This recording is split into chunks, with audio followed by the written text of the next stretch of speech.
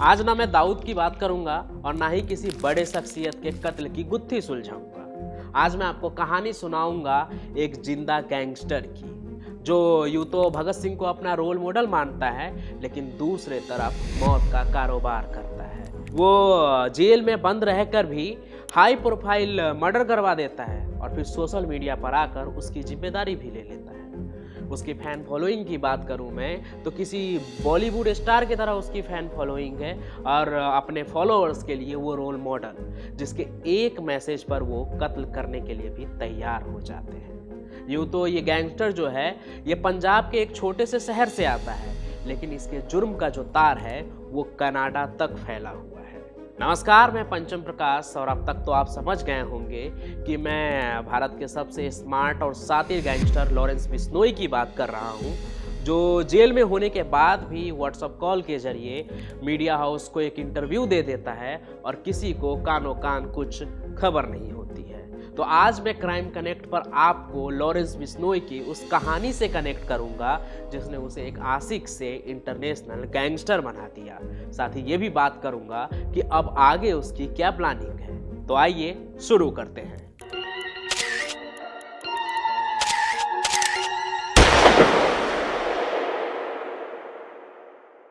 Lawrence का मतलब चमकदार होता है और ये नाम उसे उसकी माँ ने दिया था, क्योंकि 1992 में जब लॉरेंस का जन्म हुआ था ना, तो वो दूध के तरह सफ़ेद और हीरे के तरह चमकदार था और ये जो उसकी चमक होती है आगे भी बरकरार रहती है। उसका बचपन तो ऐसा होता है कि सबको लगता है ये आगे जाके खूब नाम रोशन करेगा, क्योंकि खेल कूद में लॉरेंस बिश्नोई का खूब मन लगता था। वो पढ़ाई भी करता था, जिसे देखते हुए घर वाले को ऐसा लगता था एक दिन बेटा जो है बड़ा खिलाड़ी लगेगा और पूरे ख़ानदान का नाम रोशन करेगा। हालांकि उन्हें क्या पता कि नाम तो रोशन करेगा वो, लेकिन खेल कूद की दुनिया में नहीं बल्कि क्राइम की दुनिया में। हालांकि उसके पूरे परिवार का क्राइम से दूर दूर तक कोई लेना देना नहीं था, क्योंकि उसके जो पिताजी हैं वो खुद पुलिस में थे, उसकी माँ भी पढ़ी लिखी, उसके पीछे करोड़ों की संपत्ति थी। मतलब लॉरेंस बिश्नोई की ज़िंदगी में कुछ भी ऐसा नहीं होता है जो उसे एक गैंगस्टर बनने पे मजबूर करे, लेकिन फिर भी वो जुर्म की दुनिया में ऐसे घुस जाता है जहाँ से अब उसका निकल पाना नामुमकिन है, एक तरह से समझिए। क्योंकि उसकी जुर्म की जो कहानी है वो उसके उम्र से भी कई गुना ज़्यादा बड़ी हो चुकी है। इस वक्त उसकी उम्र लगभग 28 से 30 साल की होगी, मतलब मुझसे कुछ साल बड़ा है वो, लेकिन अभी तक उसने जो क्राइम के दुनिया में उसका जो रिकॉर्ड है वो हाफ सेंचुरी से भी ऊपर चला गया है। लेकिन इस पूरे मामले में यहाँ सोचने वाली बात यह है कि आखिर उसके साथ ऐसा क्या हुआ कि वो गैंगस्टर बन गया। फाजिल्का से बाहर निकला लॉ की पढ़ाई करने के लिए और फिर लॉ के अगेंस्ट ही हो गया। तो ये जो है ना पूरा बात है 2008 की। वो उस वक्त कॉलेज के दिनों में गिरफ्तार हुआ था। वो खुद बताता है कि कॉलेज में कॉलेज पॉलिटिक्स जो होती है इसको लेकर कोई लड़ाई हुई थी, उनकी राइवलरी जो पार्टी थी उसके मेंबर्स के साथ। इसके बाद इसकी गिरफ्तारी हुई थी, चार्जशीट भी फाइल हुआ था और चार्जशीट में वो एक स्टूडेंट था, लेकिन जेल ने उसे गैंगस्टर बना दिया। बात होती यह है कि जो लॉरेंस बिश्नोई होता है वो कॉलेज के दिनों में छात्र संघ का चुनाव लड़ता है और उस चुनाव में वो हार जाता है, लेकिन उसे अपनी हार बर्दाश्त नहीं होती है। लड़ाई झगड़ा शुरू होता है और एक तरह से राइवलरी हो जाती है उनका अपने विरोधी पार्टी के साथ, और ये राइवलरी धीरे धीरे इतनी बढ़ने लगती है कि उनका झगड़ा जो है लगातार बढ़ने ही लगता है। और यहाँ पे जो लॉरेंस बिश्नोई है एक तरह से समझिए कि अब जुर्म के रास्ते में चलना शुरू कर देता है। एक बार तो कहते हैं कि इन दोनों गुटों के बीच में इस तरह से लड़ाई होती है कि खूब फायरिंग भी होता है, जिसमें कई लोग मरते भी हैं। उसके जानने वाले लोग तो ये भी बताते हैं कि एक साजिश के तहत लॉरेंस बिश्नोई के जो गर्लफ्रेंड होती है उसको मार दिया जाता है और उसके बाद से ही लॉरेंस बिश्नोई जो है गैंगस्टर में बदल जाता है। कहते तो ये भी है कि खुद लॉरेंस बिश्नोई भी कहता है कि जब वो जेल में था तो उसके बहुत से अपने लोगों को मार दिया गया। मैं अपने बड़े भाई मानता था विक्की मधुगढ़ा को, तो उनके मर्डर में इसकी इन्वॉल्वमेंट थी और हमारे एंटी गैंग को ये सपोर्ट करता था सर। वो विरोधी जो पार्टी के लोग थे उन्होंने ही मारा, लेकिन पुलिस ने कुछ किया नहीं तो उसे खुद हथियार उठाना पड़ा। अब लॉरेंस चाहे कुछ भी कहे, लेकिन था वो एक अपराधी ही, जेल में सजा काट रहा था और लगता है कि उसको ये ज़िंदगी रास आने लगी थी, उससे और बड़ा गैंगस्टर बनना था, डॉन बनना था। इसलिए वो ऐसे काम करते रहता था जिससे कि वो लाइमलाइट में आ जाए। बहुत ही शार्प माइंड का था वो, ऐसे ऐसे चीज़ों को चुनता था वो, और ताकि वो सुर्खियों में आ जाए। इस काम के लिए सलमान खान को चुनता है। वो ऐलान कर देता है कि सलमान खान को वो जान से मार देगा। सलमान खान का करेंगे, मारेंगे या जोधपुर में मारेंगे तो पता लग जाएगा इनको। अभी तो मैंने कुछ किया ही नहीं, बिना मतलब कोई इन्वॉल्व करने। और उसके लिए उसने एक शार्प शूटर को भी भेजा है। हालांकि ऐसा कुछ होता नहीं है, ये बस शायद वो सुर्खियों में आने के लिए करता है ताकि लोगों की नज़र उस पर जाए और लोग जाने कि एक कोई बड़ा गैंगस्टर है। अब यहाँ पर वो सलमान खान को मारने की बात क्यों करता है? क्योंकि काले हिरन का एक केस चल रहा था शिकार का, जिसमें सलमान खान का जोधपुर कोर्ट आना जाना काफ़ी लगा रहता था। और ये जो काले हिरन की एक समुदाय जाति में उसको पूजा जाता है, और बिश्नोई भी उसी समुदाय से आता है। तो यहाँ पर किसी समुदाय ने उसको सुपारी नहीं दी थी कि तुम जाओ सलमान खान को मारो। वो खुद ही इस चीज़ की सुपारी ले लेता है कि मैं सलमान खान को मारूंगा। तो जिसका सीधे सीधे साफ तौर पर यही लगता है कि वो लाइमलाइट में आना चाहता है ताकि लोग उसे जाने कि सलमान खान को जान से मारने वाला भी कोई है। हालांकि लॉरेंस बिश्नोई को अब तक कोई इतना सीरियस लेता नहीं है, क्योंकि उसकी सिर्फ बातें थी, धमकी थी, उसने कुछ ऐसा खास किया नहीं था जिससे कि लोग उसे बहुत ही ज़्यादा सीरियसली लें। लेकिन आगे चलकर वो पंजाब में एक ऐसा कांड करवा देता है, या यूँ कहिए कि उसका क्रेडिट ले लेता है कि ये मैंने करवाया है, जिसके बाद से उसका एकदम चर्चा होने लगता है। हर तरफ उसकी ही बात होने लगती है। बच्चा बच्चा जान जाता है कि लॉरेंस बिश्नोई कौन है। एक तरह से समझिए तो शायद वो फेमस होने के अपने मंसूबे में कामयाब भी हो जाता है। होता ये है कि पंजाब में सिद्धू मूसेवाले की हत्या हो जाती है।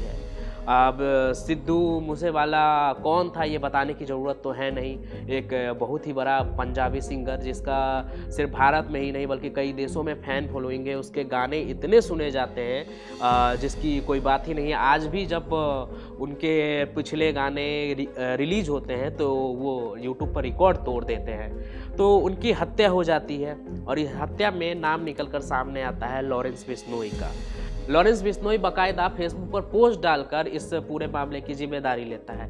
ये भी बताता है कि वो सिद्धू मूसेवाले को क्यों मारता है। उसे ऐसा शक होता है कि उसके जो राइवलरी गैंग है उसके साथ उसका कनेक्शन है। फिर वो गोल्डी बरार के साथ मिलकर इस पूरे घटना को अंजाम देता है और ये सब कुछ वो जेल में रहते हुए करता है। कहा जाता है कि सिद्धू मूसेवाले की पूरे हत्या की प्लानिंग होती है और जहाँ तक लॉरेंस बिश्नोई को लोग समझ पाए हैं, उसके बारे में जान पाए हैं कि वो कुछ भी ऐसे नहीं करता है, बल्कि उससे पहले पूरी रिसर्च करता है उसकी।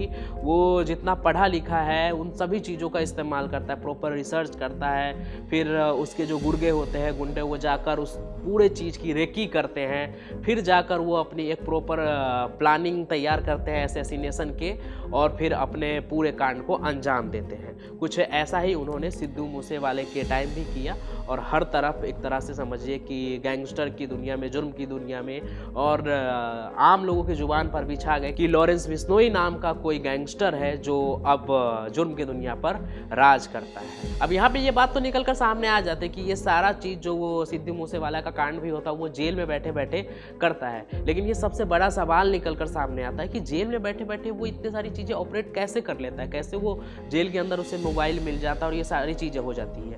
यहाँ से शायद उसे एक और आइडिया मिला होगा कि अगर वो जेल में बैठे बैठे कुछ और कांड कर दे जिसका सबूत सबको मिले तो सबको और पता चल जाएगा कि लॉरेंस बिश्नोई कोई चीज़ है। और होता भी ऐसा ही है।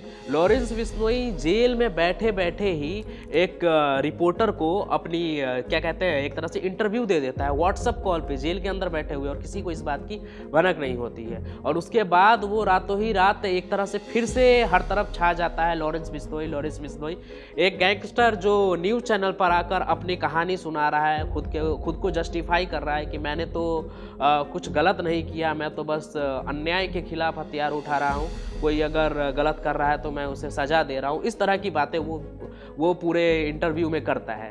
तो ये सब चीज़ें जब निकल कर सामने आती है तो एक तरह से उसे और भी फेम मिलता है, उसकी फ़ैन फॉलोइंग और भी बढ़ती है। और जिस फ़ैन फॉलोइंग की बात मैं शुरू में भी कर रहा था, अब इससे जुड़ी एक और कहानी है, वो मैं आपको बताता हूँ, जो शायद लॉरेंस बिश्नोई इसलिए करता है ताकि वो अपना जो फॉलोअर्स है उनके बीच और भी ज़्यादा लोकप्रिय हो जाए। अब होता क्या है कि 2022 में गुजरात में एक बोट पकड़ी जाती है और वो बोट पर पाकिस्तान के 6 नागरिक मिलते हैं, उनको गिरफ्तार कर लिया जाता है। और इसलिए गिरफ्तार किया जाता है क्योंकि उनके पास से काफ़ी भारी मात्रा में हीरोइन बरामद किए जाते हैं, जिसकी अगर वैल्यू देखी जाए इंटरनेशनल मार्केट में तो वो करीब करीब 200 करोड़ रुपए की होगी।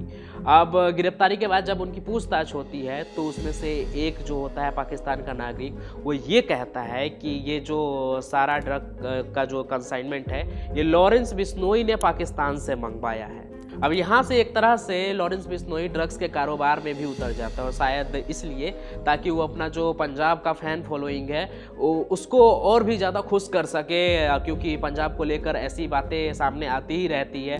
कई फिल्में भी बने, उड़ता पंजाब और भी कई तरह के। अब लेकिन लॉरेंस बिश्नोई यही नहीं रुकता है, उसका भारत में हर तरह तो नाम हो ही रहा है, अब वो इंटरनेशनली भी किसी तरह से छाना चाहता है।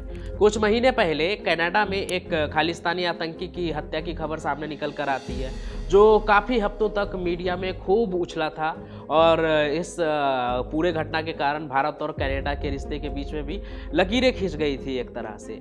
किसी को पता नहीं चल पा रहा था जो वो खालिस्तानी आतंकी था सुक्खा नाम का, उसका मर्डर आखिर किया तो किसने किया।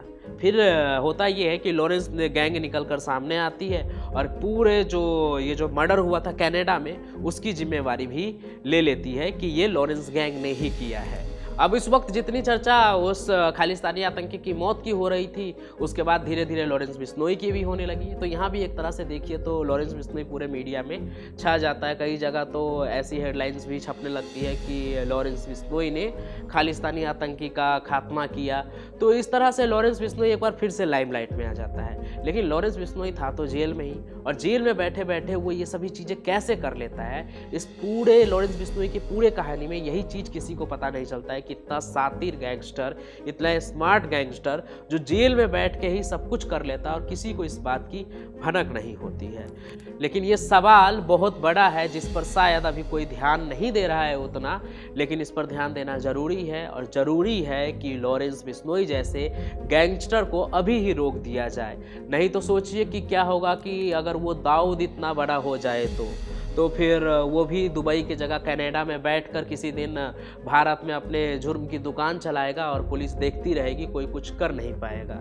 लॉरेंस बिश्नोई को रोकना इसलिए भी ज़रूरी है क्योंकि वो अपनी एक फैन फॉलोइंग तैयार कर रहा है, और वो फैन कोई और नहीं भारत की जनता है, भारत की आम जनता है। और अगर वो जुर्म की तरह बढ़ते रहे तो वो एक तरह से जो ये गैंगस्टर का एक तरह से वायरस है, जुर्म का जो वायरस है, वो इससे इन्फेक्ट हो जाएंगे। लॉरेंस बिश्नोई ने अब तक फेमस होने के लिए बहुत कुछ किया है, लेकिन देखने और सोचने वाली बात ये है कि वो आगे भी क्या इसी तरह से फेमस होने के लिए कुछ ना कुछ करता रहेगा।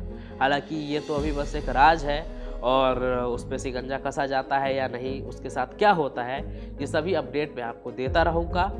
फिलहाल आज की कहानी में बस इतना ही। नए सफ़र में नए कहानी के साथ मिलूँगा, नए किरदार होंगे, मैं यहीं रहूँगा क्राइम कनेक्ट पर आपको क्राइम और क्रिमिनल की कहानी सुनाने के लिए। आप स्वस्थ रहिए, सुरक्षित रहिए और रहिए सतर्क। फिर मिलेंगे, तब तक के लिए धन्यवाद।